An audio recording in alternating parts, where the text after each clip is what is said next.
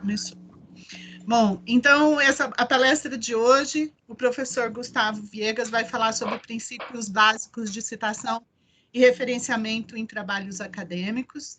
Isso foi uma sugestão dos nossos discentes, né, encomendado para o professor Gustavo.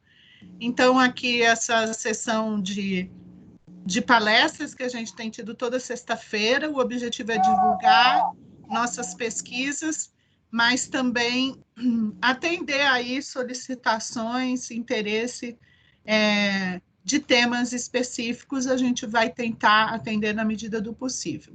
Bom, o professor Gustavo é geólogo pela Universidade Federal do Pará, mestre também pela Universidade Federal do Pará, e tem doutorado pela USP com um sanduíche em Montpellier, na França. Atualmente é professor da UNB desde não sei quando. Desde 2017. Desde 2017. Ele é professor de Geologia Estrutural e Mapeamento Geológico. Ele tem experiência com ênfase em Geologia Estrutural e Tectônica, principalmente com processos de nucleação e localização de deformação em zonas de cisalhamento rúpteis-dúcteis, microestruturas e mecanismos de deformação, interações rocha-fluido e relações de fusão parcial e deformação, além de reologia crustal. O professor também é credenciado no programa de pós-graduação em Geologia, acho que há também 2 ou 3 anos, né? Acho que já está finalizando sua primeira orientação, né, de mestrado. Agora em julho. Então, muito obrigada por aceitar esse desafio aí dado pelos nossos pós-graduandos, tá? E a palavra está com você, Gustavo. Obrigado, Roberta. De fato, realmente é um desafio aí, né? Mas eu queria também começar dizendo que eu fiquei muito honrado, né, de ter sido convidado, assim, apesar de ser um tema que não é, de fato, minha especialidade, né? Mas eu acho que a experiência que eu adquiri com isso é muito similar à experiência de que outros colegas, professores também adquiriram, e vocês, alunos, né, que são os principais interessados, né, também vão adquirir com o tempo, né, com a prática também, né. Eu agradeço também, né, o programa de pós-graduação por estar fazendo, né, possibilitando a gente estar trabalhando, né, fazendo esse tipo de palestra, e agradeço também pelos alunos, né, por ter sido convidado, né, pelos alunos que trouxeram a demanda, né, com o tema de interesse, né. Eu acho que o nosso programa também, além de ser, como a professora Roberta falou, além de ser uma plataforma para que a gente possa divulgar nossas pesquisas, também faz parte, né, desse ciclo de palestras, a gente também falar de tópicos didáticos e informativos. O que eu proponho hoje, né, na verdade, não vai ser bem uma palestra, acho que eu conversei isso já com alguns, eu vou fazer mais algo como uma videoaula, né, mais ou menos nos moldes aí que a SBG tem feito, né, então vai ser uma coisa bem introdutória, bem básica, e eu pretendo não me estender muito na apresentação, para que no final a gente possa abrir aí para uma discussão, né, caso tenham dúvidas, caso surjam alguns questionamentos, que a gente possa discutir no final da apresentação. Tem alguns professores aqui também, né, no caso a professora Roberta, a professora Emília, que eu estou vendo que estão presentes aqui, que ao final também, se quiserem participar da discussão, eu acho que vai ser muito válido para todos nós aqui, porque afinal de contas, como eu disse, né, assim, é um tópico que, apesar de ser bastante específico, né, nas definições, ele é um tópico que a maneira como a gente consegue chegar a ele pode ser por diversas fontes, né, bastante abrangente. Então, as experiências aí de diferentes, né, pessoas com isso aí são sempre bastante produtivas, que podem agregar, né? Bom, então, sem mais aí delongas, né, vamos então começar aqui. Acho que está todo mundo vendo aqui o slide principal, né? Então, a gente vai começar aqui, né, de fato, definindo o que é uma citação, né? Ou seja, o que é esse fato aí, nesse ato, na verdade, aí, ou essa prática da gente referenciar os nossos trabalhos acadêmicos, né? Isso aí é uma parte fundamental de qualquer trabalho acadêmico, né? E a definição aí, ó, a palestra está sendo gravada aqui, então vocês vão ver que todos os links aí das informações que eu estou usando aqui, eu tirei a maioria das informações daqui, dos guias, né, das bibliotecas e dos guias dos estudantes de algumas universidades principais aí que vocês vão ver ao longo da palestra. Mas aqui, por exemplo, na Universidade de Oslo, aqui, né, uma das definições lá da biblioteca de lá, é que eles colocam lá no que é uma citação, é a gente, de fato, fornecer uma informação precisa sobre as fontes que nós usamos no nosso trabalho, tanto no texto quanto numa lista de referências, né? Então, obviamente que durante o nosso texto, né, a gente vai redigir aí um trabalho acadêmico, que eu acho que é o interesse aí na verdade, é o produto final aí da maioria das pessoas que estão aqui presentes, e aí, ao longo do texto, a gente vai colocar as citações, né, ou seja, as referências as fontes que nós estamos citando, e ao final desse trabalho a gente tem que produzir uma lista de referências para que outras pessoas que eventualmente consultarem nosso trabalho vão então buscar essas fontes, né?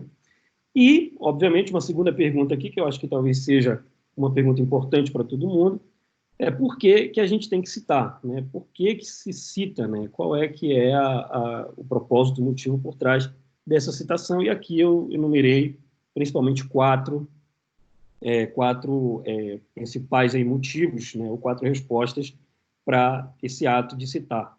A primeira de tudo é que o ato de citar em um trabalho acadêmico, né, seja ele mestrado, doutorado, PIBIC, TF, TCC, o que for, ele sempre dá uma credibilidade ao nosso trabalho, porque ele demonstra que nós estamos, né, atualizados com a pesquisa em curso. Então, toda vez que nós formos entrar em um determinado assunto, do ponto de vista técnico-científico, né, que é o que todos nós estamos fazendo aqui, citar as referências, ou a literatura, ou a bibliografia recente e a mesma mais antiga, mostra que a gente está dentro, né, inserido aí, com um determinado conhecimento de causa, digamos assim, do tópico que nós estamos nos propondo a investigar, né?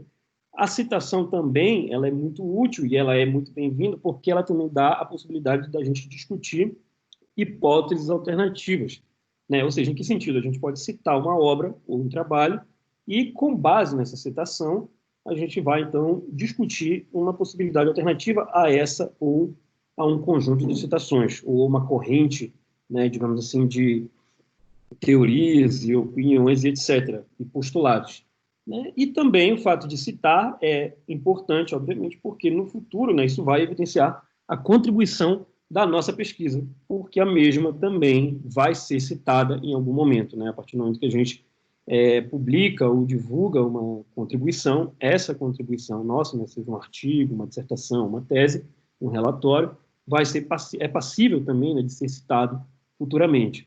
Então, basicamente, né, citações, né, elas são realmente muito importantes e são parte fundamental de qualquer trabalho, né? Elas, de fato, demonstram aí o nosso conhecimento e o nosso embasamento teórico sobre o tópico de estudo, né, seja ele qual for. Só que aquela coisa, para que nós possamos citar, né, a gente precisa também ter um certo domínio, ainda que razoável, do tema que nós estamos investigando, né? E aí entra aqui, não sei se dá para ver meu mouse aqui, né? Entra aqui duas constatações aqui, né, que eu costumo geralmente mencionar quando eu converso com meus alunos e outros alunos também das disciplinas sobre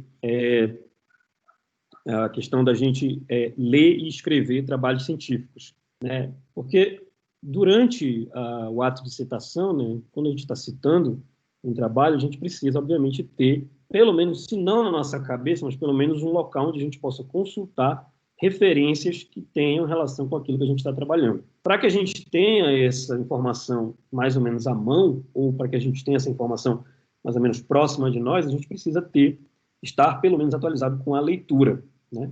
E aí, aqui em cima, eu coloquei, né, uma situação em que a gente tenha, por exemplo, práticas diferentes aqui, né? Só para dar um exemplo. Se nós tivermos muita leitura, ou seja, se nós tivermos a prática de ler bastante, isso eu me dirijo agora especificamente para os alunos, né, que estão presentes aqui, que eu acho que querem conselhos também e dicas sobre como a gente pode proceder na escrita, leitura e no estudo, né, na prática científica em geral. Uma prática comum que acontece é a gente eventualmente ler bastante, né, digamos assim, uma situação, mas não exercitar muito ou não refletir muito sobre o que nós acabamos de ler, ou sobre o que nós estamos lendo, né? Se isso acontecer, o que às vezes é uma prática comum, isso vai acabar resultando, na verdade, em um pouco aproveitamento de uma quantidade significativa de conteúdo, ou seja, a gente lê muita coisa, a gente estuda muita coisa, mas se nós não tivermos um tempo, ou se nós não dedicarmos um tempo para estudar, para refletir, para exercitar aquilo que nós acabamos de ler, seja por discussão, seja fazendo um resumo do artigo, da bibliografia e tudo, a gente vai acabar não conseguindo absorver tudo que nós estamos lendo, né? Ou que nós lemos, né?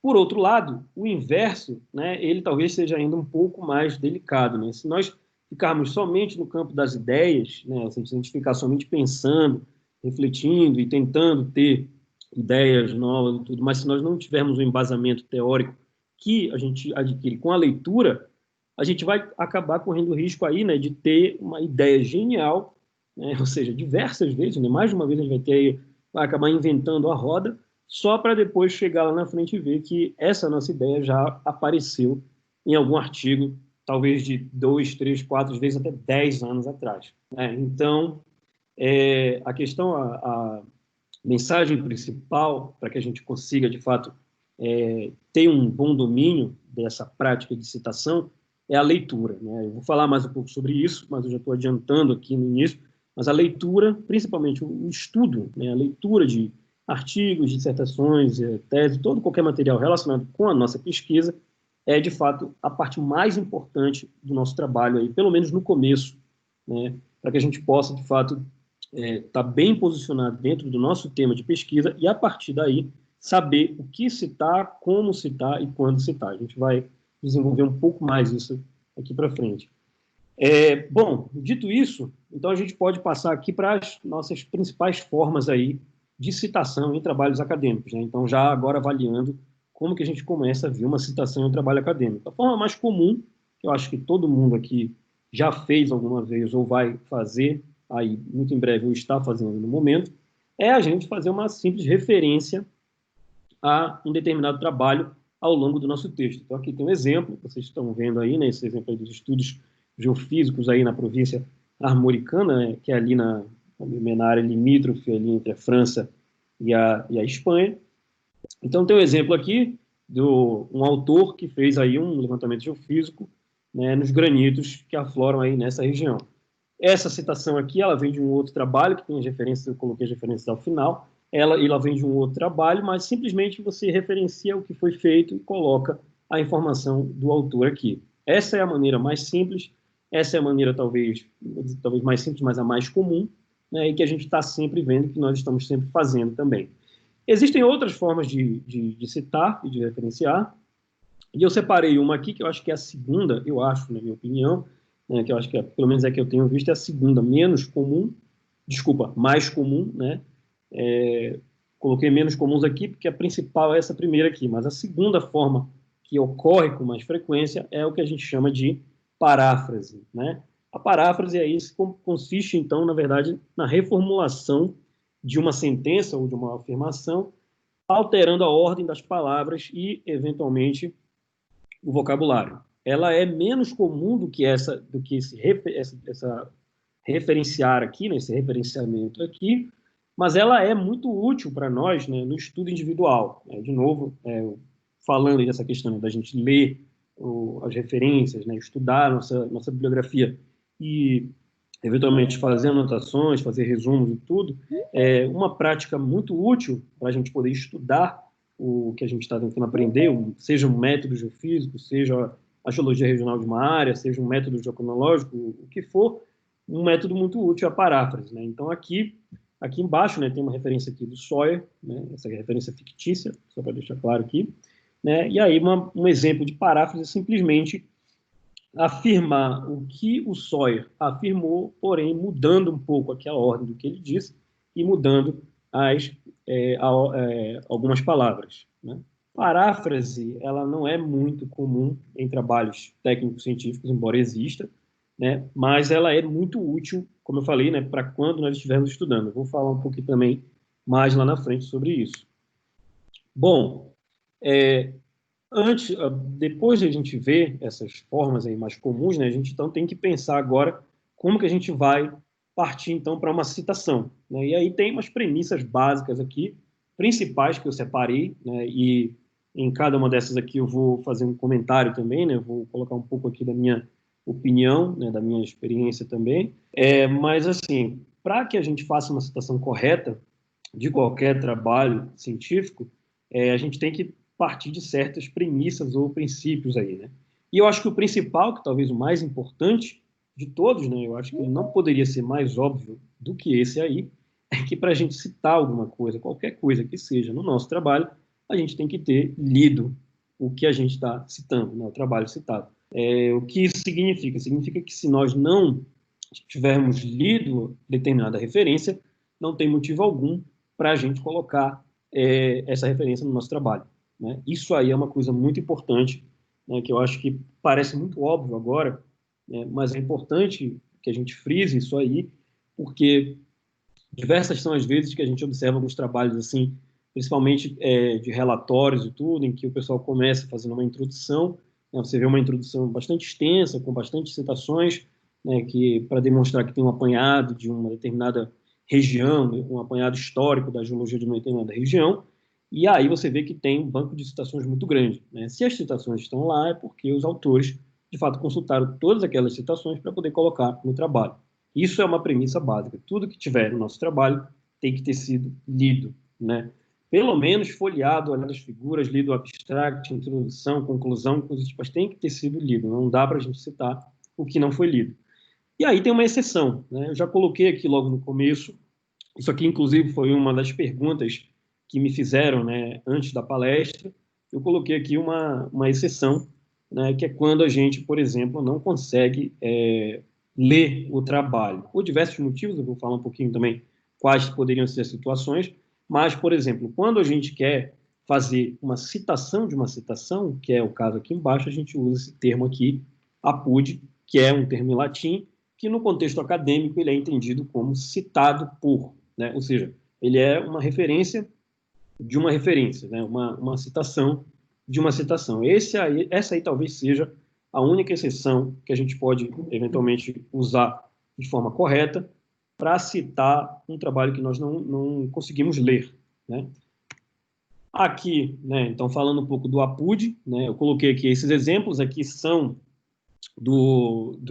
da internet aqui, né? Eu peguei exemplos aqui de uma professora de redação que tratou da questão, está aqui o link aqui embaixo, né? Eu fiz aqui tratou da questão sobre como usar o APUD de acordo com a BNT, né? Só para vocês terem uma noção aí que tem uma regrinha de como aplicar isso aí, né? Então, o APUD significa, na verdade, é quando você está lendo um trabalho e aí você encontra uma informação nesse trabalho que é útil para você, mas essa informação ela aparece como uma citação dentro desse trabalho, ou seja, não é o trabalho que você está lendo que fornece a informação que você precisa.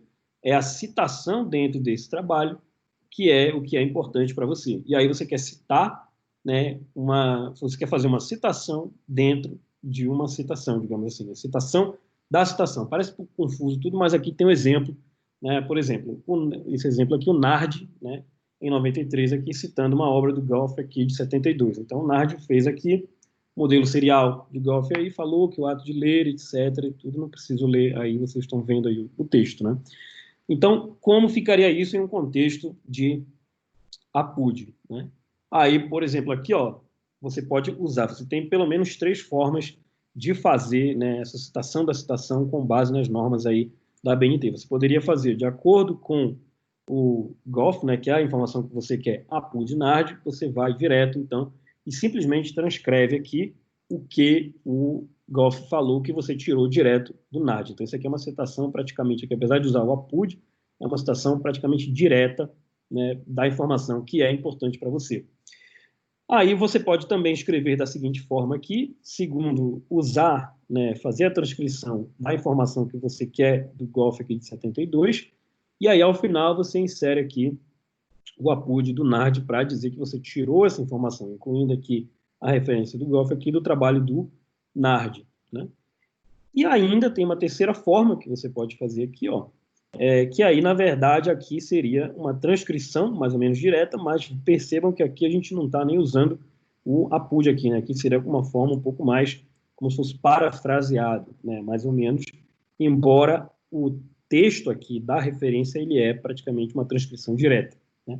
Mas a mensagem aqui é que aqui nós temos, pelo menos, usando o APUD, né? Pelo menos 2 tipos aqui, e um tipo aqui um pouco mais alternativo, mas pelo menos 2 tipos de possibilidade, né, que nós podemos usar para poder citar, fazer uma citação dentro de uma citação, né? Antes de passar para o próximo slide aqui, né, que é, na verdade, como a gente vai citar isso nas referências bibliográficas, eu já gostaria também de adiantar um pouco aqui um pouco da minha opinião sobre o assunto, né, seja uma dica, um conselho, que, em geral, é muito melhor, se você quer citar a obra do Goff aqui, é muito melhor você ir direto na obra dele aqui, né? Pegar o trabalho dele aqui, ler o trabalho dele e aí citar o que ele está falando dentro do seu contexto. Isso, inclusive, é algo aí que a gente estava, inclusive, discutindo com a professora Roberta aqui,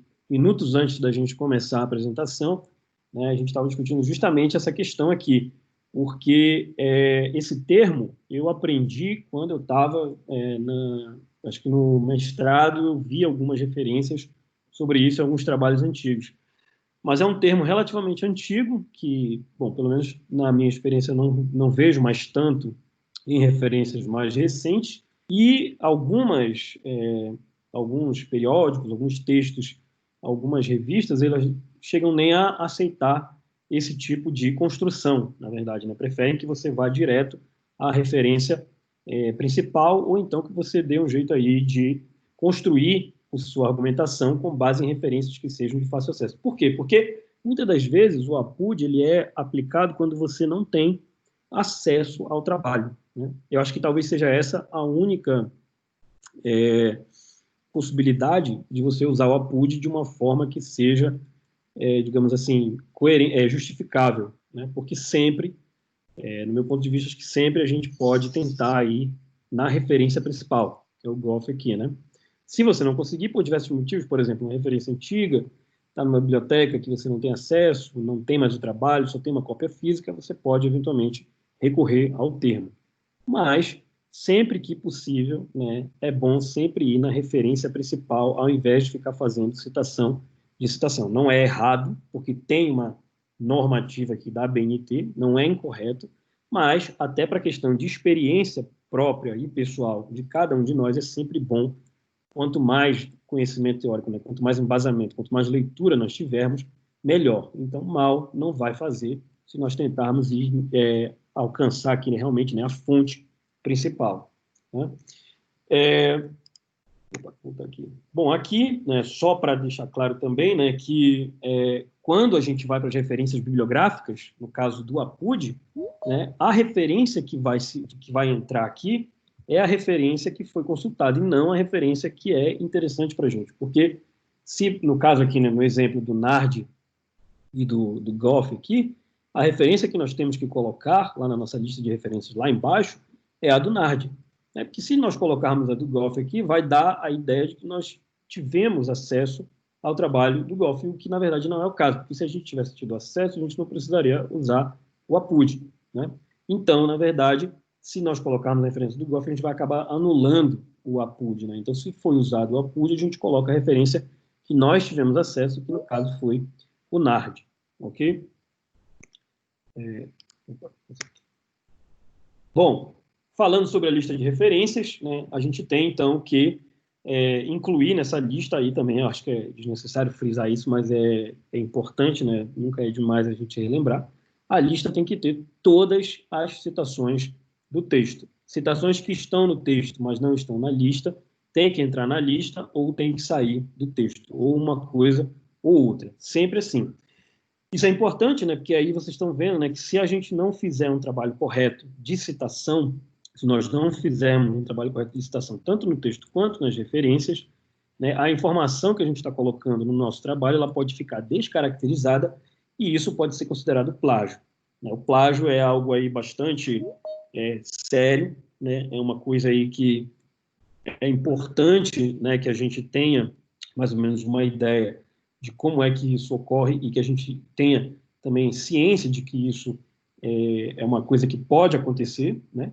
E aí a definição principal dele aí, que eu acho que todo mundo sabe o que é, mas aqui no nosso contexto acadêmico, né, o plágio, né, esse plagiarismo aí, como eles colocaram, né, é a gente apresentar o trabalho ou as ideias de alguém, ou de alguma outra pessoa, de alguma instituição, ou de algum outro trabalho, como se fossem nossas, né? Sem a ciência ou consentimento dessas pessoas, né? Através do quê? Da incorporação desses conceitos ou dessas ideias, né, no nosso trabalho, sem digamos assim, o referenciamento ou o reconhecimento apropriado. Isso é aí a definição aí tem um guia de boas práticas científicas aí nesse link da Universidade de Oxford, né, e lá vocês vão encontrar aí diversas aí definições, é uma página, né, tem vários textos, é bastante longa aí a discussão, né, alguns exemplos e tudo, sobre o que caracteriza ou descaracteriza uma informação e caracteriza o plágio. Né? O plágio é uma coisa que tem que vocês, todos nós, né, nós temos que ficar sempre muito atentos, porque na grande maioria das vezes, né, não vou dizer na maioria, mas em algumas vezes, né, muitas vezes, ele acaba acontecendo de forma não intencional. Né? Como? Né? Simplesmente a gente está escrevendo um trabalho, digamos que eu esteja escrevendo uma dissertação, e aí eu coloco lá o texto, né, digamos assim, a minha argumentação com algumas ideias, alguma discussão, e eu não faço um referenciamento correto das informações ou da discussão da argumentação que eu coloquei nesse trabalho.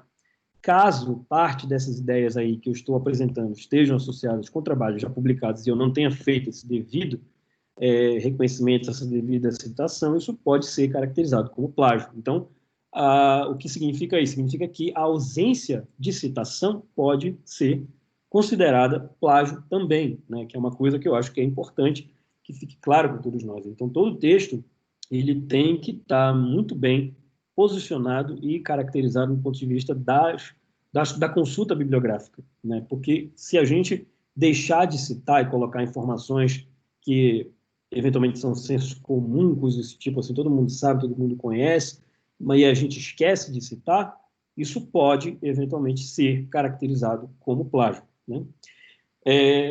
O fato dele acontecer de forma não intencional, que é o que eu coloquei aqui no começo desse slide, isso aí decorre, essencialmente, ou pelo menos em boa parte das vezes, da falta de conhecimento suficiente sobre o assunto em questão. O que significa isso? Falta de atualização com a bibliografia corrente. Né? Então, se a gente é aquela coisa, né? Se a gente não está estudando o suficiente, se a gente não está lendo muito sobre um determinado tópico, sobre um determinado método, sobre a geologia de uma determinada área, a gente corre o risco de inventar a roda aí, né, como eu falei no começo, escrever uma coisa que já é teoricamente um senso comum, e aí parece que fomos nós que tivemos essa ideia, esse insight, mas na verdade é algo que já tinha sido visto e observado antes de nós. Né? Então, quando isso acontece, né, que é a forma, como eu falei, né, uma das formas mais comuns, é não intencional, mas pode acabar sendo caracterizado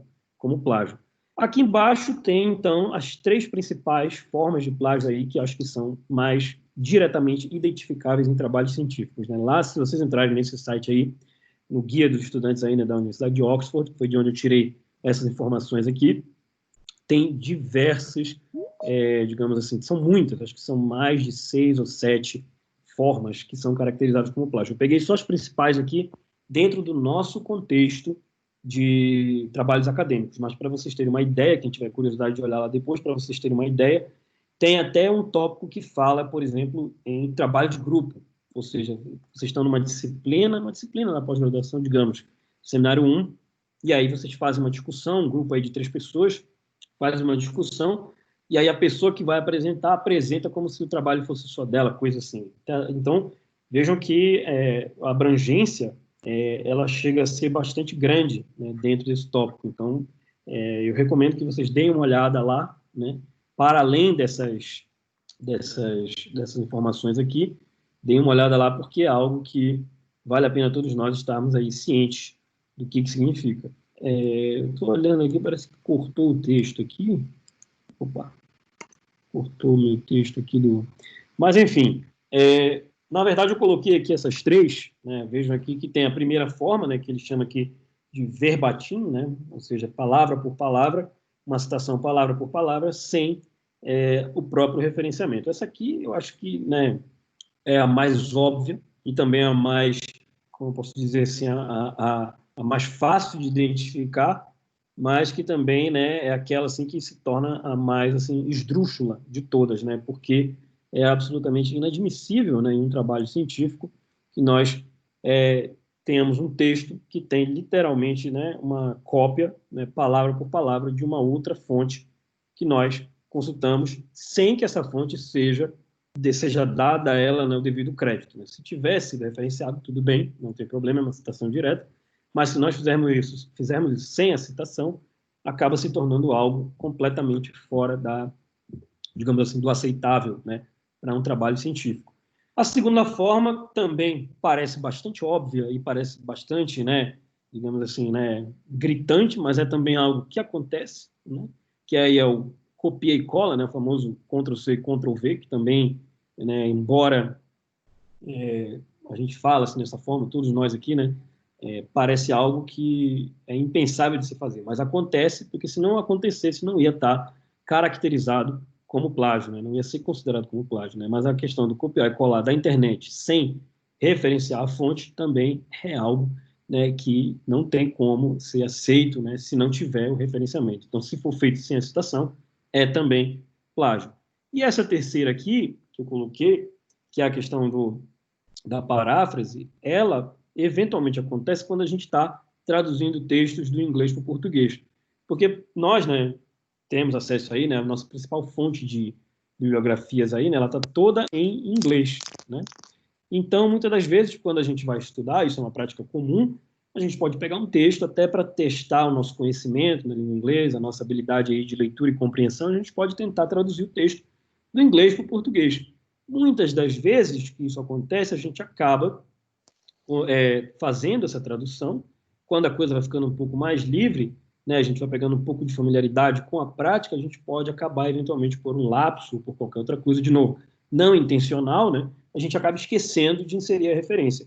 Caso isso seja avaliado por alguém que está investigando, né, ou uma instituição que está atenta a essas práticas de plágio, se isso for avaliado e não tiver o referenciamento, isso pode também ser caracterizado como plágio. Né? Então, vejam que existe, né, o plágio existe, ele é uma coisa que acontece, ainda que seja não intencional, mas ele acontece. Então, nós, né, isso a professora Roberta também falou isso no início da apresentação, é algo que eu vou frisar um pouco mais lá na frente, mas nós, como pesquisadores, né, é nosso dever, é nosso papel, né, ficarmos atentos a essas coisas. Né? A gente não pode, em um trabalho de pesquisa acadêmica e tudo, a gente não pode deixar essas coisas passarem, né, assim, por falta de atenção. Nós temos que estar sempre alertas, né, porque essas coisas acontecem, às vezes até mais, de uma forma mais frequente do que o que a gente imagina. Né? Bom, aqui, como é que eu sei que isso acontece, como é que a gente sabe que isso acontece, como é que você está falando essas coisas de plágio, como é que você sabe que existe e tudo, porque, né, não somente as universidades, né, mas praticamente todo e qualquer instituto de pesquisa, né, ou mesmo as editoras de periódicos científicos, de livros e tudo, elas têm aí softwares, né, de reconhecimento aí, de checagem, né, de textos, para ver se os textos são originais, né, ou se eles são cópias de textos já existentes. Né? Ou seja, vocês estão vendo aí, esse aí é o Turnitin, né, que é o software que a Universidade de Brasília usa. Né? Isso aí depois, acho que ao final da palestra, se a professora Roberta quiser falar um pouco sobre ele, eu soube aí pela coordenação do programa de pós-graduação que a Universidade de Brasília tem acesso a esse software, ou seja, ela comprou uma licença desse software. Vocês podem entrar na página dele e ver lá, é um software de soluções acadêmicas, e ele faz aí uma varredura de todo e qualquer texto que é submetido para as bases de dados da universidade. Todo e qualquer texto acadêmico, né? E aí ele faz aí uma varredura, né? E aí ele compara com as bases de dados da própria universidade e outras bases de dados online. Né? Se for detectado que esse texto, ou partes desse texto, são iguais ou têm uma equivalência muito grande do ponto de vista estatístico com outras obras já publicadas, esse texto pode vir a ser caracterizado como plágio, né? Então, vejam aí que praticamente nós aqui, vocês alunos, né, que estão aí trabalhando nas dissertações e teses e que estão submetendo ou que vão submeter muito em breve aí trabalhos científicos, podem ter certeza que qualquer periódico que vocês submetam o trabalho vai ter aí uma checagem do texto que vocês estão escrevendo, confrontada, né, com uma base de dados aí, para ver se esse texto é original ou se esse texto é uma cópia ou uma cópia parafraseada, etc., o que for, de alguma outra obra que já existe, né? Então, é importante, né, que o que a gente está produzindo, né, embora seja algo óbvio também, mas eu acho que tem que ser falado, né, a nossa produção ela tem que ser sempre original, né, em todas as situações, né? Por quê? Porque o plágio, né, que essa que é a primeira frase aqui, né, ele, caso identificado, né, ele pode ter consequências muito graves aí para a credibilidade acadêmica de um pesquisador ou mesmo de uma instituição, né, porque uma instituição que tenha sido identificada que existe uma prática de plágio dentro do seu corpo docente ou discente, isso aí certamente, né, pega muito mal aí para as pessoas envolvidas e para o ambiente de trabalho também. Então, plágio, acho que, né, não tem acho que está muito claro que deve ser evitado a todo custo, né? Bom, dicas para evitar ele aí, agora colocando aqui um pouco aí de algumas informações mais práticas, né, para nós aqui como estudantes também, né, o que a gente pode fazer então para sair um pouco desse risco. Inclusive foi algo aí que quando eu fui convidado para fazer a palestra, foi inclusive acho que o principal tópico que me foi levantado pelos alunos, né? Quando eu conversei com o representante discente, ele me informou que uma das principais dúvidas era justamente como a gente citar sem correr o risco de não intencionalmente estar cometendo o plágio aí, né? Bom, a primeira dica, acho que o primeiro conselho aí que eu posso dar para vocês aí é simplesmente, né, que parece muito simples, né, mas faz a diferença, né, identificar todas as fontes que a gente eventualmente tem acesso, todas, né? Quando eu digo todos, artigos, livros, sites, resumo de evento, jornal, né, conversa que você teve com alguém, né, encontrou o professor tal no corredor, conversou com ele, ele te deu uma ideia, coloca lá que você conversou com ele, etc. e tal, né? Ou seja, tudo que tiver relacionado à pesquisa de vocês, que vocês estão juntando como fonte de informação, tem que identificar, né? É bom ter sempre esse controle para que no futuro a gente consiga, então, voltar a essa identificação e, eventualmente, resgatar alguma referência, algum artigo, algum capítulo de livro, alguma dissertação, alguma tese que pode ser usado como uma referência no nosso trabalho. Uma das formas também da gente ficar longe desse equívoco, né, é fazer resumo, né, estudar, na verdade, as nossas referências, as nossas bibliografias, ou o nosso tópico de pesquisa, fazendo resumos ou sínteses, né, desses tópicos aí que são considerados consensuais na nossa pesquisa. Por exemplo, geologia regional. Estou trabalhando, vamos botar assim, na faixa ribeira. Então, a faixa ribeira aí todo mundo conhece a evolução, principalmente neoproterozoica aí da faixa ribeira, né, e algumas coisas são consideradas já senso comum, né? Todo mundo sabe como é que ela evoluiu assim, ao longo do Neoproterozoico, plutonismo, aquela coisa, etc. e tal. Vale a pena fazer um resumo ou uma síntese desses tópicos, né, nas nossas próprias palavras. Por quê? Porque quando nós formos escrever o nosso capítulo de geologia regional, da nossa dissertação ou da nossa tese, ou mesmo a nossa introdução, tudo a gente vai conseguir discutir ou dissertar sobre esse tema com as nossas próprias palavras, né? E, eventualmente, de forma efetiva, vamos também conseguir referenciar de onde é que nós estamos tirando essas informações que são consideradas consensuais. Então, eu vejo aí alguns alunos, né, da nossa pós-graduação, eu cheguei a ver algumas fotos aí do pessoal durante a quarentena, né, trabalhando, fazendo resumo à mão com canetas de cores diferentes. Eu acho que essa prática aí ela é muito boa, eu acho que vale muito a pena fazer isso, eu fazia isso também. Você vai fazendo o resumo, né, escrevendo os seus tópicos principais do resumo ou da síntese e vai identificando, vai marcando as partes que são importantes e as partes que não necessariamente você, né, não tem tanto interesse para você. Isso é importante porque também vai servir como uma compilação de fontes no futuro. Lá na frente, quando você estiver terminando o seu trabalho e precisar consultar determinada referência para uma determinada argumentação, você vai saber exatamente onde procurar. Então, isso vai te dar também um background, né, de onde consultar e onde achar as suas fontes. Então, é muito importante, né? Outra também que eu acho muito importante também, né, que eu acho que deve ser sempre feito, embora dê um pouco de trabalho, mas deve ser feito, é que sempre que vocês, no caso nós, estivermos estudando ou lendo, né, ou pesquisando sobre o nosso trabalho, tentar reescrever a mensagem principal ou a ideia geral de um trabalho, ou de um artigo, ou de uma dissertação, de uma tese, com as nossas próprias palavras. Isso é muito importante. Isso pode parecer, isso dá um pouco de trabalho no início, né? E isso pode parecer bastante trabalho também, né? Porque imagina, você vai ler 20 artigos, vai ter que reescrever a ideia principal de 20 artigos, né? Mini sínteses e tudo, mas isso é muito útil.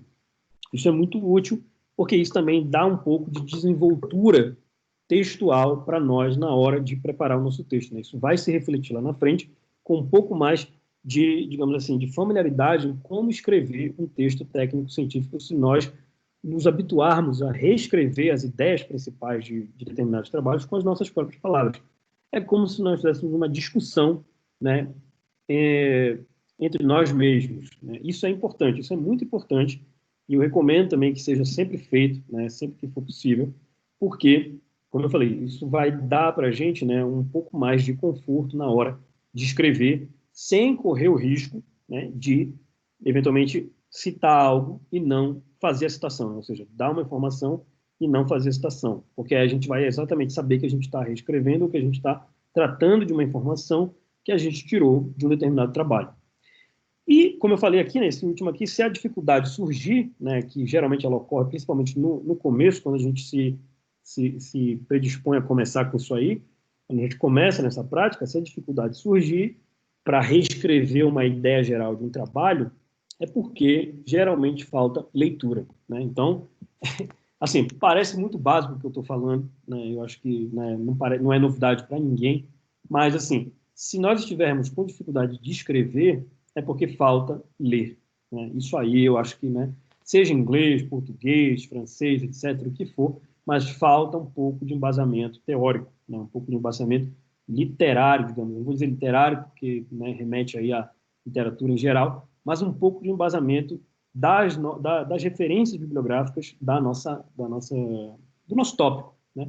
Então, se essa dificuldade surgir, o que ela eventualmente no começo acontece, não é com todo mundo, mas com algumas pessoas, a melhor maneira de resolver isso aí é lendo, lendo, lendo, lendo, lendo mais ainda e sempre tentando, né? Porque senão, se a gente não realmente ler, né, se a gente não buscar estar sempre lendo, a gente não vai conseguir escrever. Isso aí, acho que, né, em qualquer língua é sempre assim, né? Bom, aí aqui outras formas aí de citações, né, que eu acho que são um pouco menos comuns, né, mas existem também. Uma coisa também que pessoas me perguntaram muito antes dessa palestra aí é o uso do EG e o uso do IE, né? Então, por exemplo, aqui o EG, né, que é uma que inclusive eu gosto muito, que eu uso bastante aí quando eu estou escrevendo e tudo, vem do latim, que significa por exemplo, né? Então, um exemplo aí de aplicação aqui do EG, a gente está vendo aqui, ó, vários tipos de rochas metamórficas, por exemplo, xisto, mármore e gneiss, foram afetadas pela orogenia brasiliana, né? Então, isso aqui seria um exemplo de como a gente pode aplicar aqui o EG, né, ao longo do nosso texto, né, citando aqui, né, fazendo uso de um termo, né, no meio das citações aqui. E quando a gente quer evidenciar uma afirmação de uma forma diferente, ou seja, a gente quer constatar uma afirmação, porém com outras palavras, né, a gente usa esse IE, que significa isto é, né, que vem do latim, e significa isto é, né? E aqui tem um exemplo, por exemplo, aqui, né, vamos falar aqui, o Plúton neoproterozoico estudado, isto é, né, o Orthogneiss bezerros, né, aflora na borda, na porção norte da zona de cisalhamento, né? Então, aqui são apenas dois exemplos aqui, que são outras formas de citações, né, mas que se encaixam, a gente não está citando diretamente um trabalho, mas que se encaixam na maneira de como a gente cita termos ou informações dentro do nosso texto, ok?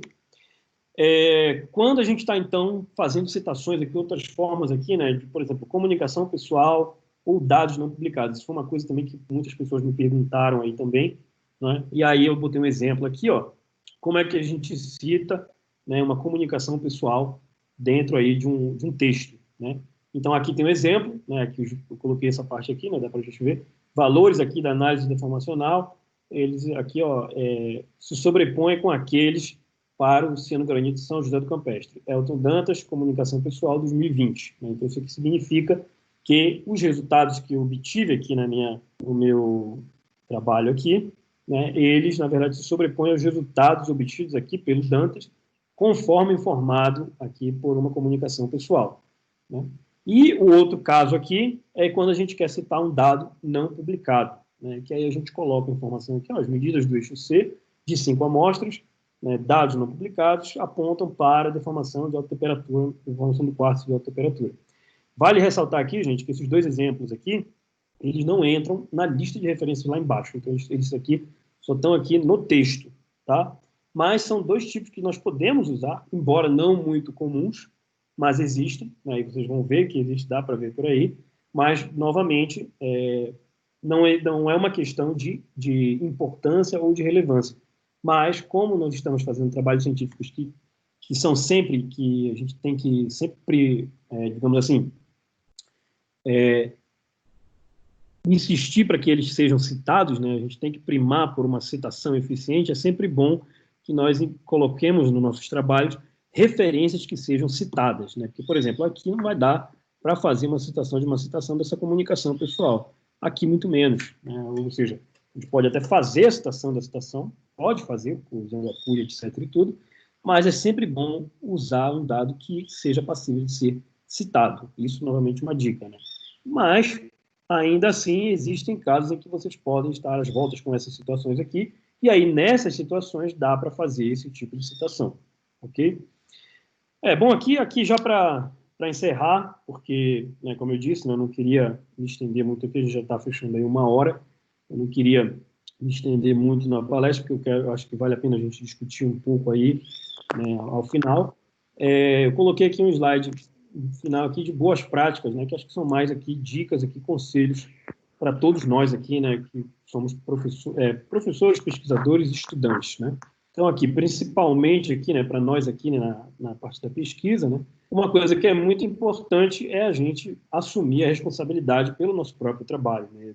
No caso aqui, nós aqui, alunos, né, vocês aqui que estão vendo essa palestra, vocês estão fazendo um trabalho de dissertação, de mestrado, de doutorado, e aí muitas vezes você faz, não, vou deixar assim, deixa que o meu orientador resolve, o meu co-orientador vai corrigir, vai passar para o inglês, né? Isso aí eu acho que, né, embora vocês tenham, né, digamos assim, o orientador e o co-orientador vão ajudar vocês nesse ponto, que sempre ajudam, mas a responsabilidade, né, quem vai assinar o trabalho final são sempre vocês, os estudantes, digamos assim. Né? Então, eu acho que vale a pena aí, né, assumir, de fato, a responsabilidade. O trabalho é de vocês, né, o trabalho vai sair com o nome de vocês, então ele tem que ser o melhor que vocês puderem. Né? Aí entra esse tópico 2 aqui também, né? Não é uma boa prática, né, ficar esperando que o orientador, né, ou orientadora identifique aí os problemas, né? Ou seja, tudo bem que a gente esperar que o nosso orientador corrija o nosso trabalho é uma coisa, né? Agora, esperar que o orientador identifique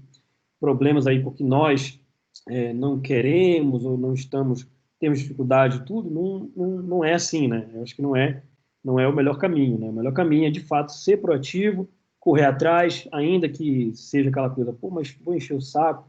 Tem que ir, não tem jeito, é o trabalho de vocês, digamos assim, é a responsabilidade de vocês, né? Então tem que ir, tem que correr atrás, tem que buscar, tem que procurar, tem que ser proativo, né? Tem que ir atrás e fazer o máximo que puder, né? Por quê? Porque muitas das vezes, né, às vezes nós, no caso os orientadores, os professores e tudo, a gente vai corrigir o trabalho e tudo, mas às vezes passa batido, né? Tem trabalhos aí, dissertações, o trabalho é grande, é muita coisa para fazer, uma tese também é muita coisa e às vezes passa batido. Então tem que ter esse cuidado, esse carinho aí, essa checagem muito minuciosa para não deixar passar nada. E mesmo assim, né, ainda acaba indo um outro erro ali, mas tudo bem, né? Se nós fizermos o máximo que for possível, isso aí consegue ser minimizado, digamos assim, né? Outra prática que também é muito, que eu aconselho fortemente aí para vocês, né, é que sempre que possível, né, pedir aí para algum colega, para algum professor que vocês têm um pouco mais aí de contato, ou algum colaborador, né, para dar uma lida no texto, né, e pedir que ele ofereça uma crítica, né, construtiva no trabalho de vocês, né, porque isso foi uma coisa que eu aprendi no meu doutorado, né? O meu orientador de doutorado, ele sempre me dizia, tá bom, mas dá para melhorar. Ele sempre falava isso, ele nunca disse, ok, acabou, fechou. Ele nunca falou isso. Ele sempre dizia, tá bom, mas dá para melhorar. E isso é uma coisa que eu concordo, né? Eu acho que todo trabalho técnico-científico, no caso artigo, dissertação, tese, relatório, sempre que nós terminamos o trabalho, nós podemos, né? Acho que se nós tivermos a chance de submeter esse trabalho para apreciação de algum colega, de algum professor, de algum colaborador, eles vão fazer uma crítica construtiva, porque a ciência, ela avança assim, ela avança de pouco em pouco, mas ela sempre avança, né? Ela nunca fica parada. Então, eu acho que vale a pena, sempre que possível, né? Óbvio que isso vai depender da rede de contatos de vocês, né? Se vocês têm ou não condições aí de pedir para alguém fazer isso, mas sempre que possível, peçam, porque sempre vai ter espaço aí para um aprimoramento, né? Antes do produto final. E a última dica aqui, né, dessas práticas aqui, é vocês ficarem familiarizados aí com os softwares, né, de gerenciamento de referências, que ajudam muito, né, que no caso, tem aí o Mendeley, tem o Zotero, tem o EndNote, né, e aí, eu estava dando uma olhada aqui, né, a Biblioteca Central da UNB, ela tem um tutorial online de como usar o Mendeley, está aqui o link, quem quiser é só ir lá. O Mendeley não é muito complicado de usar, ele é bastante intuitivo, eu uso o Mendeley aqui para as minhas referências, mas se alguém tiver dúvida, nunca tiver usado, não sabe o que é, o tutorial está aqui, ó, é só ir nessa página aqui, tem lá uma apresentação do PowerPoint, inclusive, passo a passo, como baixar, como instalar, como importar as referências, como adicionar referências. Dá para fazer anotações nas referências dentro do Mendeley, dá para compartilhar essas anotações com outras pessoas, dá para fazer tipo um grupo de trabalho, como a gente tem aqui no Team, um grupo de pessoas que vão ler o mesmo artigo e fazer comentários. Isso é muito bom, por exemplo, quando a gente tem que fazer um seminário em uma disciplina, seminário 1, que aí tem um grupo que vai apresentar um determinado trabalho. Lá, pelo menos, ele dá para todo mundo fazer as suas anotações e controlar o que cada um vai fazer ou vai falar. É muito útil. E quem não sabe também, o professor Marcelo dá uma disciplina, um mini curso aqui na nossa pós, sobre como usar o Mendeley. Ele tem, inclusive, ministrado aí na verdade, acho que é um mini curso, não é uma disciplina, é um mini curso, acho que 2 dias, um workshop, mas ele ministra sempre aí nas semanas universitárias, né? Acho que no ano passado ele ministrou, e aí quem tiver interesse também, ele mostra exatamente aí um passo a passo, vale a pena também se familiarizar. Por quê? Porque o Mendeley, ele ajuda muito nessa questão aí de catalogar as suas referências, ele tem um campo, né, em que você pode fazer pesquisa por novas referências dentro de um determinado tópico, é só você entrar lá e digitar, por exemplo, zona de cisalhamento, ele vai mostrar um apanhado aí de referências bibliográficas, tanto novas quanto antigas, né? E ele também tem um plugin, né, que aí acho que isso aí eu não vou entrar muito em detalhe nisso, porque aí já fica muito específico do Mendeley, mas ele tem um plugin para o Microsoft Word que faz o referenciamento automático das suas referências ao longo do texto. Então, você insere lá uma referência, ele busca automaticamente a referência para que você consiga saber que referência é aquela que você tem que colocar em determinada parte do seu texto. Então, é muito útil. Eu acho que vale a pena vocês darem uma olhada nisso aí, aprenderem a usar e ficarem familiarizados com esse software, porque ajuda bastante nessa parte aí de referências bibliográficas. Bom, e aqui eu coloquei, aqui, acho que já para a gente já vamos caminhando aqui para o finalzinho, eu pedi então para o pessoal, né, para alguns alunos, mandarem algumas perguntas para a gente avaliar aqui na palestra, antes da gente abrir aí geral para uma discussão, caso existam perguntas agora, né? Mas, assim, eu coloquei aqui como dúvidas bastante frequentes, né? Muitas perguntas que eu recebi, elas eram mais ou menos sobre a mesma coisa. Então, eu resolvi colocar aqui as principais, que, né, acabam sendo um resumo da maioria das que eu recebi. Então, por exemplo, uma dúvida muito frequente que existe, né, que eu acho que vale a pena a gente comentar aqui rapidamente, é como é que a gente pode fazer uma citação de uma informação que a gente tirou de um site ou de uma página da internet, por exemplo, né? Quem trabalha com sensoriamento remoto, eventualmente passa por isso, né? Porque tem que entrar nas páginas lá do banco de dados dos satélites, né? Baixar as imagens e aí tem que georreferenciar esse banco de dados que só está disponível online, teoricamente, né? Alguns têm publicações associadas, mas alguns, a referência é simplesmente o banco de dados online. Quando a gente tem que fazer isso, eu coloquei um exemplo aqui, ó, informações que é exatamente esse coisa do banco de dados. A gente vai fazer da seguinte forma. Então, por exemplo, um dado que você obteve aí da CPRM de 2018, né, aí um relatório pluviométrico aí do Centro-Oeste brasileiro, você quer citar esse relatório que está online, você vai colocar os dados de precipitação aqui, ó, analisados, corroboram as predições de cheia para os meses de janeiro e fevereiro. Como você tirou isso da CPRM, você coloca a CPRM 2018 ao longo do texto. Porém, lá na lista de referências, como esse dado veio de um site, né, e aí você vai colocar exatamente aqui o nome do site, no caso, Companhia de Pesquisa de Recursos Minerais, o ano, o título do trabalho ou da página que se refere ao que você citou, que é esse relatório pluviométrico, o endereço do site aqui, né, www.cprm.gov.br/cheias, e a data de acesso. No caso, o acesso foi antes de ontem, né? Coloquei hipotético aqui, só para mostrar como fazer o referenciamento, por exemplo, de uma informação que você tirou de um site. Ok? Um outro caso muito comum é a questão, que me foi perguntado também mais uma vez aí, é a questão da citação direta ou da citação indireta, né? Aqui eu coloquei os dois exemplos, vocês estão vendo aí, citação direta, a gente essencialmente pega a referência e transcreve literalmente aí o que foi dito, né? No caso dessa referência do Huffington de 2000, né? Página 15, enquanto que a citação indireta a gente coloca de uma outra forma, quase que como se fosse uma paráfrase, mais ou menos, a informação que nós pegamos do Huffington, né, 2000. Notem que, para a citação direta, uma das coisas que a ABNT recomenda é que a gente coloque o número da página. Então, aqui tem página 15, aqui de acordo com as regras aqui da ABNT. No caso da citação direta, não é necessário.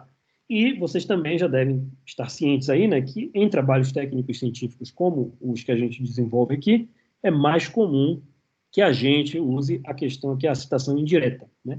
Por quê? Porque quando a gente está construindo um texto, até por uma questão de fluência da informação que a gente quer passar, é sempre bom que a gente construa a nossa argumentação com base, digamos assim, em citações indiretas, para que não quebre um pouco da fluidez do nosso texto, né, durante a leitura, né? Então, se vocês me perguntassem qual seria a melhor maneira aqui, eu não vou dizer que existe uma melhor, mas eu diria que eu acho que é preferível, sobretudo pelos exemplos que nós observamos aí, nós usarmos aqui a citação indireta nos nossos trabalhos científicos. Opa! E aqui o último aqui, né, que acho que antes da gente encerrar, o último slidezinho aqui, que é também uma dúvida muito grande que me foi colocada aí, né, é a questão, de novo, aí como se fazer uma citação de uma citação. Isso aqui, na verdade, é só revisando o que nós mostramos aí na frente, né, mas aí a opção 1, obviamente, por isso que eu coloquei que a recomendada é ler o artigo citado no trabalho que nós estamos lendo. Então, se você está lendo, eu coloquei o exemplo aqui, né? Se nós estamos lendo aqui o trabalho do Dantas, né? Ou seja, Dantas aqui, ó, Dantas 2000. E aí nós encontramos uma referência interessante para nós, que é essa aqui, né? Rochas metasedimentares da Bacia de São Domingos estão anquimetamorfizadas e intensamente fraturadas. Só que essa referência, quem falou isso foi o Alvarenga, 95, né? Durante o nosso trabalho, né, essa referência aqui, essa informação é importante para a gente, eu acho que o que é recomendado é que nós, então, que nós leiamos aqui, né, o trabalho do Alvarenga, né? Então, é sempre melhor ir na fonte, pegar o trabalho do Alvarenga, ler o trabalho do Alvarenga e, então, citar o Alvarenga. Porém, se o caso for a opção 2, né, que não seja possível ter acesso ao trabalho, simplesmente porque é um trabalho antigo, está na biblioteca, não está online, é um resumo de congresso, coisas desse tipo, que não dá para citar, aí a gente usa o APUD. E aí, só para frisar aqui, na lista de referências, caso tenha sido usado o APUD, aqui tenha sido feita a citação da citação, a citação que vai ser inserida é, de fato, a do Dantas. Ok? Bom, eu acho que eu encerro por aqui, até porque, né, como eu falei, eu não queria me estender muito um tópico aí que, apesar de específico, ele também é bastante direto. Agradeço aí pela oportunidade de conversar um pouco sobre isso. E agora, se tiver questões aí, se tiver perguntas, a gente pode começar a discussão. Inclusive, convido aí os professores que estão presentes, quiserem também participar, vamos ver o que a gente consegue contribuir aqui para a conversa, tá bom? Muito obrigado. Obrigada, Gustavo. Ixi, está dando eco. Vou baixar o volume. Deixa eu ver. Meu celular está no... Bom, eu gostei muito, achei bem interessante, acho que você deu uns toques muito legais aí. E uma coisa que eu queria comentar antes de abrir para as perguntas, se me permitem, né? Uma coisa que você falou que eu acho bem legal é sobre ler, refletir e escrever, né? Fazer resumos. Escrever é uma coisa muito difícil, tá? O dom da escrita não são raras as pessoas que têm o dom da escrita, né? Você vira e mexe vê aí esses escritores falando que se fecharam durante um ano para fazer um livro, um romance ou mais ainda, né? Então, uma coisa que está bem escrita, ela leva muito tempo. Livros, texto, né, que a gente usa muito para estudar, né, principalmente, geralmente é um apanhado de anos de professores que foram fazendo suas anotações, fazendo suas apostilas, coisas de aula, e aí foram colecionando todas aquelas informações até virar um livro. Então, um livro não nasce de repente, né? Então, precisa desse exercício, ler, refletir e escrever, tá? A escrita técnica, ela é um pouco diferente de uma escrita de um romance, né? De uma leitura, não só romance, né? Mas biografias e outros tipos de escrita, né? Tem uma diferença. Mas é muito importante que quem vai escrever coisas técnicas também leia literatura, porque com a literatura a gente aprende mais palavras, a gente aprende a escrever essas palavras, né? Como é a grafia das palavras. Então, é muito importante quem está na pós-graduação que tenha o hábito da leitura, não só de coisas técnicas, mas também de textos de literatura, porque isso ajuda muito, né, a você entender aquilo que fica mais agradável à leitura, tá? Então, eu acho que isso é extremamente importante. E por isso também que eu não gosto de dar os meus slides das minhas aulas, porque os slides faz com que normalmente os alunos fiquem preguiçosos, né? Eles vão ler os slides, que é um resumo, é um guia para dar aula. O pessoal tem que normalmente olhar os livros mesmo, né? Ainda que seja muita coisa, mas é isso. Quem está na academia, quem está estudando, tem que estudar. A gente não para de estudar nunca, né? Eu sempre gostei de estudar, fiquei estudante profissional por muitos anos, e até hoje o que a gente faz ler o tempo inteiro, né? A gente tem que ler, tem que estudar sobre diversas coisas. Bom, o Gustavo citou, assim, aquele negócio da página, né, que o Gustavo falou, quando é citação direta. No Neutral Treatment a gente fez a parte dos traços e dos terras raras. O Elton. O Elton é foda. Ele sempre entra com o som ligado. Bom, então, eu queria falar que sobre livros, eu já vi em mais de um artigo dos meus alunos, por exemplo, quando a gente usa densidade para fazer modelagem, que a gente pega informações de livros, também os revisores já pediram para a gente citar a página. Quando é uma informação que a gente retirou do livro, né, que normalmente é uma tabela, assim, então eles pedem também para citar a página. Me lembrei disso e quis acrescentar aí no que o Gustavo falou, tá? E eu também aprendi no EG que o Gustavo falou, que quando é um assunto que tem vários livros, por exemplo, eu posso citar como, por exemplo, algumas referências que as pessoas vão encontrar aquilo. quando são definições, coisas desse tipo. Então, não é só para dar exemplo, é dar exemplo de lugares onde você pode encontrar aquele tipo de informação, para dizer que aquela não é uma informação que não é meu, eu não estou criando, não sou eu que estou dando aquela informação, é uma informação que tem em vários lugares que as pessoas podem citar, e nesse caso a gente também pode usar o EG. Não é todo mundo que usa, não, tá? Não é todo lugar que aceita isso, mas algumas situações sim. E a gente tem aí a particularidade de cada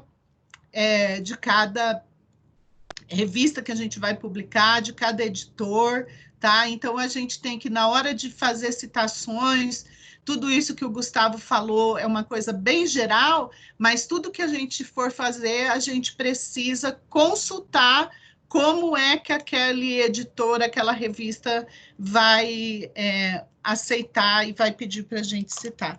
Gustavo, muito obrigado, né? É um trabalhão a gente fazer esse tipo de coisa, um apanhado aí do que você trouxe para a gente. E eu queria abrir para perguntas. Eu posso só fazer um complemento enquanto o pessoal se organiza aí, apareça uma pergunta pelo meio.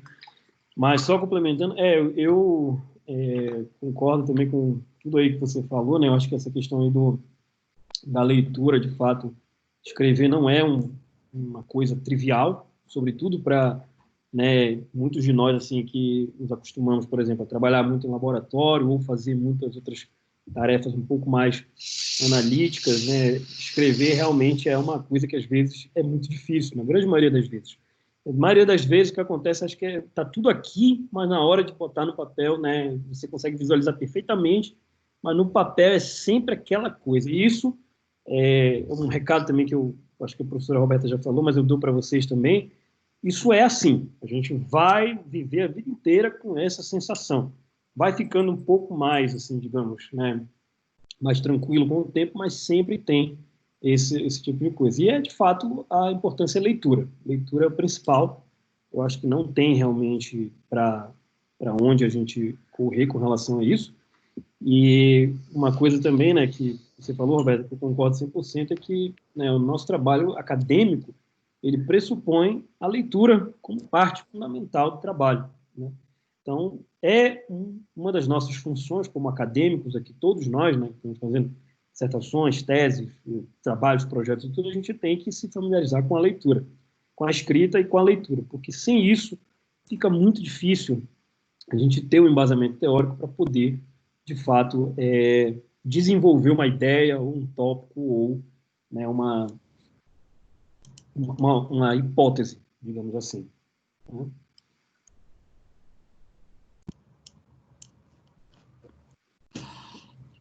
Ok, alguém tem alguma pergunta?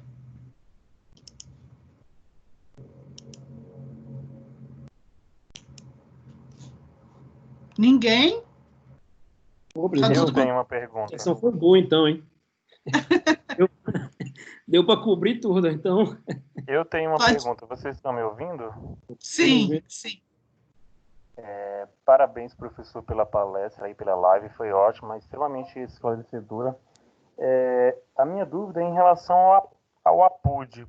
Há revistas que não aceitam APUD de jeito nenhum? Porque a recomendação que eu sempre tive dos professores, orientadores, é que evitar APUD a qualquer custo. Porque é uma informação que um outro autor pegou, ele pode ter interpretado de outro jeito, enfim. Então é sempre bom pegar na fonte original. Se não tem como acessar essa fonte original, tentar falar diretamente com o autor. Se for muito antigo, pode ser que essa informação já tenha sido atualizada. Então, o que vocês acham disso em relação a esse APUD de evitar a qualquer custo? Então, Tiago, eu acho, assim, de fato existem, isso inclusive é uma coisa que a professora Roberta e eu, a gente estava conversando exatamente sobre isso um pouquinho antes do começo da palestra, que é uma dúvida realmente muito pertinente. O APUD, ele, como eu falei, né, eu lembro dele em trabalhos muito antigos, quando eu estava na graduação, que eu pegava os relatórios antigos, eu lembro que eu via APUD sendo usado em trabalhos antigos, né, de uns tempos para cá, tipo assim, década de 90, mais para frente, isso meio que parou de aparecer. Eu, pelo menos, não vejo mais tanto, pelo menos na minha área, assim, na parte da estrutural, geotectônica, em trabalhos assim, publicados, eu não vejo mais tanto isso.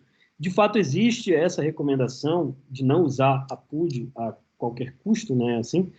Eu imagino, na minha opinião, por dois motivos principais, né? O primeiro é que, de fato, realmente existem muitos periódicos, e aí, para a gente saber quais são, a gente precisa consultar, como a professora Roberta falou antes, cada revista, cada periódico tem as suas próprias regras de publicação e editoração. Então, lá, nós temos que, no caso, você está escrevendo o seu trabalho, você quer submeter, sei lá, Journal of Geophysical Research, você tem que ir lá no site e ver quais são as especificidades textuais e gráficas, porque tem também especificidades para as figuras, antes de você submeter o trabalho, né? Porque senão o trabalho não chega nem a ser considerado se não tiver nos moldes da revista. E muitas revistas não aceitam o APUD.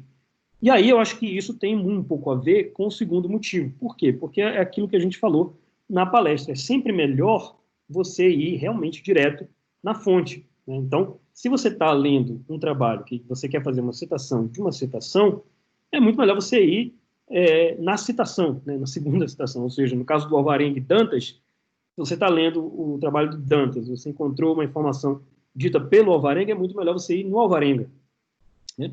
Você, no caso, só usaria o APUD se, por exemplo, como eu falei, o trabalho do Alvarenga é um abstract, um resumo de congresso de 1970, aí realmente vai ser difícil recuperar. Mas, por exemplo, essa hipótese que você colocou é, inclusive, uma coisa que eu também aconselho antes de você usar o APUD, até entrar em contato com o autor. Isso aí é uma coisa que, eventualmente, se faz, né? Mas, se você tiver a possibilidade, entra até em contato com o autor, porque vai que, de repente, a informação foi atualizada e a gente não está sabendo. É uma maneira de você saber como anda né, esse entendimento desde a época em que esse trabalho foi mencionado, né? Então, eu acho assim, o APUD ele tem essa particularidade, assim, ele não é considerado incorreto pela ABNT, porque se você for lá na página da ABNT, inclusive o link está aí na palestra, tem regras para o uso do APUD, então ele não é considerado uma forma incorreta, porém, ele é muito pouco empregado nas revistas atuais. Eu diria que quase todos os periódicos atuais aí, eles primam por citações que são citáveis. Então, citação que é citável no jargão de periódico internacional é artigo, né? Acho que às vezes nem tese e dissertação entra se for na sua língua própria, se não for em inglês, coisa desse tipo. Roberta, se você quiser também complementar aí alguma coisa. Não, concordo com o que você falou. É isso aí. Eu tenho uma segunda pergunta. Hum. Quando se usa uma figura ou uma tabela de um artigo e você quer usar essa mesma figura fazendo algumas adaptações, até que ponto essas adaptações lhe permitem dizer que ela é uma nova figura ou simplesmente é adaptado de fulano de tal? Essa também é uma pergunta muito interessante. Assim, a priori, né, como eu falei, né, quando você está fazendo um trabalho e que você, digamos assim, vamos considerar também dois casos. O primeiro caso é que é o seu trabalho, né, porque eu, por exemplo, já tive essa situação em que você tem um trabalho que foi publicado e aí você vai estar fazendo um outro trabalho e você quer reaproveitar uma figura sua que já saiu em um trabalho anterior. Aí você pode pegar essa figura, fazer as adaptações que você julgar conveniente, e aí no final você vai colocar modificado, né, de fulano de tal, que nesse caso vai ser você mesmo. No caso de você achar que, digamos assim, você está interessado em usar a figura de um outro trabalho, aí essa questão ela chega a ser um pouco, você vai ter que flexibilizar, porque simplesmente pegar a figura de um outro trabalho e colocar no seu trabalho não como eu posso dizer assim, a melhor maneira de fazer uma citação. Seria muito melhor você pegar essa figura e refazer essa figura de uma maneira diferente, porém ressaltando o que é importante dessa figura, e ao final você vai colocar de novo o modificado da fonte original, né? Se for o caso de você, aí entra também, como eu disse, a questão da flexibilização. Se for o caso de você achar que aquela figura, como ela está, ela é interessante e você quer usar, uma das maneiras que eu vejo, né, para você não infringir qualquer regra aí de patente ou de autoria, coisa desse tipo, de repente, talvez até, como você mencionou na primeira pergunta, fazer um contato com o autor, né? Isso aí, inclusive, é o que pode dar digamos assim, pode nascer uma parceria científica com base nisso aí, né? Porque se você fala com o autor pode, inclusive, acabar entrando no seu trabalho e fornecendo parte desses dados para a sua pesquisa, né? Então, eu acho que, nesses casos, é sempre preferível que você pode usar como base, mas que você faça adaptações, né? Que não sejam a mesma coisa, né? Porque a mesma coisa já foi citado em algum outro lugar, né? Então, se o seu trabalho é uma contribuição original, ele tem que ser uma contribuição, ele não pode ser uma repetição de alguma coisa que já está, digamos assim, online. Diga. Um problema aí, Gustavo, é o seguinte, porque quando você publica, até o Roberto falou disso aqui, acho que foi isso que o Roberto falou, quando você publicou a revista, os direitos autorais não são mais seus, ele é da revista, tá? Então, para publicar, ou você tem que pedir a autorização para publicar, ou citar fonte, tá? Quando você cita fonte e cita o trabalho, as revistas muitas vezes permitem isso, tá? Mas é sempre tomar cuidado com isso também, porque o direito autoral, foi isso que você falou, Gustavo, o Roberto? Acho que foi. Hã? O Roberto está aqui? Falou alguma coisa?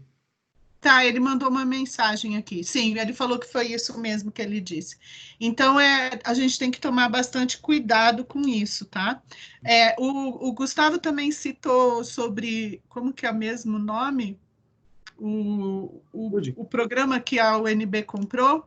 É o Turnitin. Turnitin. Tá, então esse é um software que o DPG comprou, tá? Que ele tem muita gente que usa. Sim, eu vou falar. Tem muita gente que usa também o Grammarly, que ele não só corrige a língua estrangeira, o português ou o inglês e tal que você está usando, mas ele também vê a questão de plágio numa base de dados, como ele falou. E então, nesse caso, o DPG comprou essas licenças. No primeiro momento, nós vamos ter 800 licenças, ou seja, 800 pessoas usando simultaneamente esse programa. Ele vai ficar disponível na biblioteca. Não sei ainda como vai ser o acesso, tá? Ele acabou de ser comprado. A Dalene informou a gente, a professora Dalene informou a gente numa reunião de coordenadores com o decanato.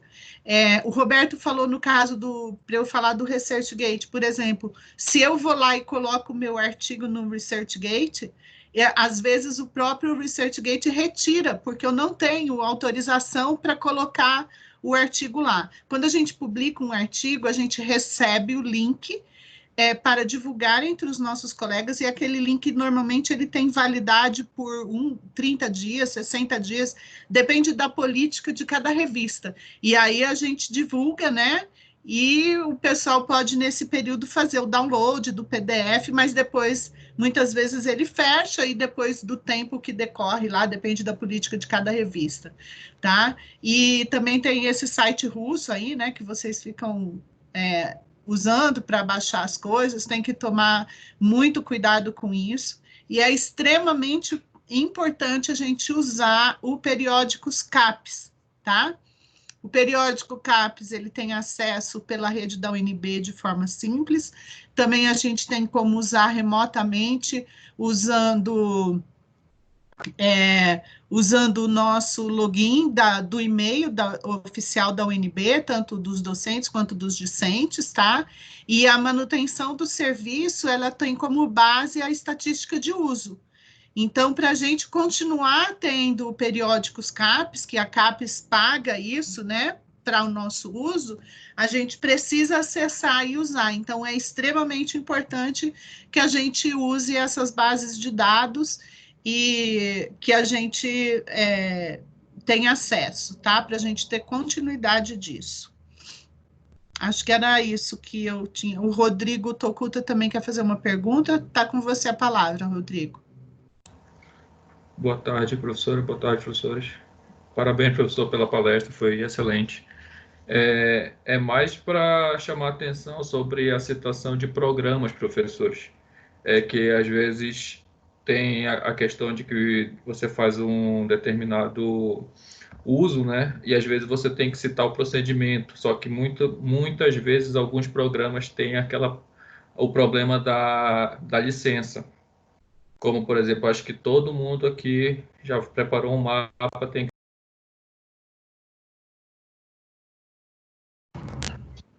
É esse o ponto mesmo. Uhum. Por isso que é importante a gente ter também nossas licenças, né? A gente tem também na UNB, a gente tem licença no servidor, então, com certeza, é extremamente importante também citar essas referências aí no trabalho da gente. Tudo tem que ser devidamente citado e dado valor. E não esquecer também dos agradecimentos à CAPES, tá? A gente está criando uma política na pós-graduação de não aceitar mais nenhuma dissertação para homologação que não tenha os agradecimentos, tá? O pessoal da secretaria já está verificando isso. Também uso de ponto e vírgula para diminuir o nosso trabalho na hora de preencher os dados no Sucupira, tá? Então, tem que prestar atenção em todas essas coisas aí. Gustavo. Então, só pegando um gancho no que você falou, Rodrigo, obrigado aí pelo comentário, isso é importante realmente, e uma coisa que, na verdade, é mais a título de informação agora, para vocês aí, já que você tocou nesse assunto, o que eu tenho visto agora mais recentemente, antigamente nem tanto, mas agora mais recentemente, é que tem sido feito, por exemplo, quando você está usando um determinado programa ou um software, coisa assim, licenciado, você pode referenciar, por exemplo, a nota explicativa do programa, né? Por exemplo, o MATLAB, que é um programa que eu uso bastante, o MATLAB no site do MATLAB, lá no MathWorks e tal, tem lá Basics, né? The Basics of MATLAB. Então, quando você fala o processamento de dados foi feito no MATLAB versão tal, você pode citar as pessoas, no caso são dois engenheiros da empresa, do MathWorks, né, que escreveram essa nota técnica, e aí você pode citar eles, e isso serve como uma referência para o básico do software, né? Então, é sempre bom, eventualmente, você buscar também publicações que sejam associadas ao uso e desenvolvimento das plataformas, né, dos aplicativos, que isso aí você vai encontrar em revistas mais especializadas, né, tipo tem aquela Computer Geosciences, né, que é uma revista que durante algum tempo foi especializada em publicar avanços no desenvolvimento de software para geocientistas, mas é sempre bom, se você tiver acesso a isso, é sempre bom atrelar essa referência ao software que você está usando para poder, de fato, ter uma referência citável ao final do trabalho.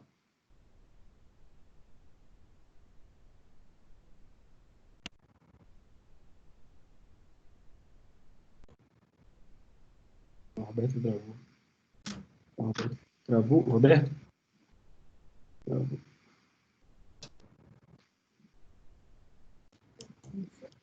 Não. Roberto, tá aí? Oi, Roberta? Tá. Tá. E aí, Roberto? E aí, beleza, Gustavo?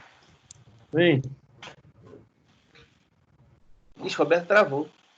A Roberta travou, né?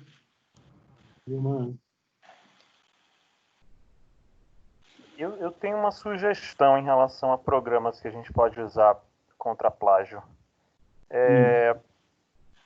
A Microsoft lançou uma atualização agora para o Office, né? E no Word tem uma nova ferramenta que consegue identificar plágio. Eu não testei ainda, só recebi o aviso que tinha essa nova ferramenta, mas eu acho que seria interessante se a gente começasse também a usar isso, né?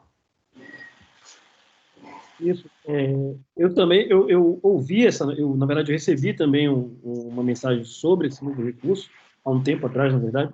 Eu também nunca testei, mas, assim, eu acho que é algo que todos nós aqui, tendo acesso à Microsoft, a gente pode simplesmente clicar lá e ver o que dá, né? Isso é importante até para que a gente, eventualmente, identifique possíveis trechos do nosso trabalho que a gente, eventualmente, esqueceu uma referência. Porque, como eu falei, né, muitas das vezes, o que acaba acontecendo é que ele é não intencional, né? A gente acaba esquecendo, acaba passando batido aí uma outra sentença ou afirmação que não é nossa, e aí isso, quando chega lá na frente, que vai ser colocado aí no software de identificação, acaba sendo identificado como plágio. Então, essa sugestão aí eu acho que é muito legal, vale a pena todo mundo que tiver acesso aí testar, porque acho que a gente só vai melhorar a qualidade do nosso trabalho. Tem um outro programa também, Diga. que é chamado CopSpider. Eu já usei ele uma vez, e ele é um programa gratuito, e a gente manda analisar o documento, ele consegue fazer, ele dá uma análise completa, dizendo a porcentagem de coisas que já existem em outros programas, de termos, de expressões, ele marca com uma cor diferente, e ainda dá o link dizendo de onde veio. Por exemplo, tem um trabalho que você colocou lá um trecho que você não citou, que está muito parecido, exatamente igual, e aí você consegue olhar de onde é essa referência para verificar se realmente é igual. Então é um outro programa também bem interessante, que eu acho que vale a pena testar. Quem quiser depois, fala comigo que eu mando o link e tudinho. Se você puder mandar lá para a gente divulgar no site, no Instagram lá do PPG, seria bom, né? No site da pós-graduação, que aí fica acesso para todo mundo. Agora, falando nisso, só para fazer um comentário aqui, só para complementar, eu lembrei aqui que a gente falou também na questão do inglês, né? Talvez vocês saibam, mas assim, as editoras, no caso do CBE, essa Wiley, todas essas editoras aí que são responsáveis pelos principais periódicos que a gente consulta e que a gente submete os nossos trabalhos, elas oferecem, obviamente que por uma quantia, mas elas oferecem um serviço de tradução do seu trabalho ou de correção do seu trabalho do português para o inglês ou corrigir o inglês que você escreveu, né? Então, no caso, se vocês tiverem aí um trabalho que vocês escreveram em inglês e queriam fazer uma revisão da língua, vocês podem submeter para esse sistema da UCV. Eles são muito rápidos, eles fazem isso bem rápido, assim, é bastante eficiente o sistema, e eles mandam uma correção bastante detalhada de quase tudo que está errado, inclusive com os comentários no texto do que está errado, por que está errado, e eles sugerem alguns trechos assim, eles sugerem até 2 ou 3 construções diferentes, né? O que mostra também para a gente que certamente as pessoas que corrigem esses textos, no nosso caso, são geólogos também, né? Porque sempre tem aquela questão de uma pessoa que não é geólogo, lê um trabalho de geólogo, às vezes a pessoa não entende direito o contexto, né? Aquela coisa. Nesse caso aí, se você submete, por exemplo, um serviço da Elsevier, que é aqui, certamente são geólogos e eles vêm com sugestões bastante, digamos assim, eficientes para o trabalho.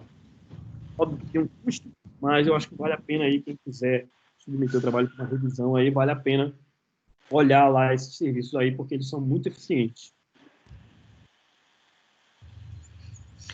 Ok. Rodrigo, você tem mais alguma pergunta ou já fez a sua pergunta? Pensei que você tinha caído, rapaz. Hã? Eu pensei que você tinha caído, pensei que você estava fora aqui, né? Eu saí uma hora aí, minha internet ficou ruim, aí eu tirei a câmera, consegui voltar. Ah, beleza. Licença. Mas... Não, professor, era só essa mesmo, só mais um comentário mesmo. Obrigado. Tá, obrigada. Então, eu não sei se tem mais alguma pergunta, acho que não. Então, acho que a gente pode encerrar. Queria agradecer ao Gustavo.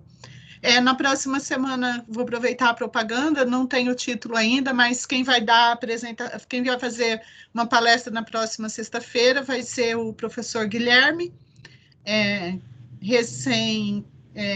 ingressou há pouco tempo no Instituto de Geociências e no início desse ano no programa de pós-graduação.